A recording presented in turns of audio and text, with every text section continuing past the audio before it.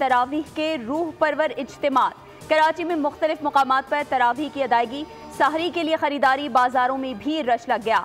करोड़ों मुसलमान कल से रोजे रखेंगे और इबादत की अदायगी के जरिए खुदाए बुजुर्गों बरतर का रूहानी क़ुर्ब भी तलब करेंगे।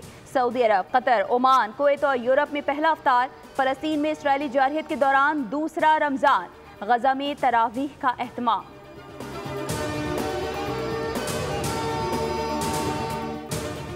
और 40 लाख मुस्तहिक़ खानदानों को डिजिटल वॉलेट के जरिए 5,000 रुपए दिए जाएंगे। गुज़िश्ता रमज़ान के मुकाबले में इस बार महंगाई की शरह में नुमायां कमी वाक़ई हुई है।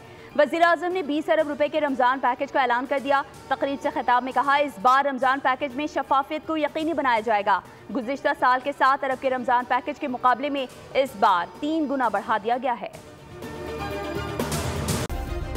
सब्सक्राइब करें और बेल दबाएं ताकि कोई खबर रह न जाए।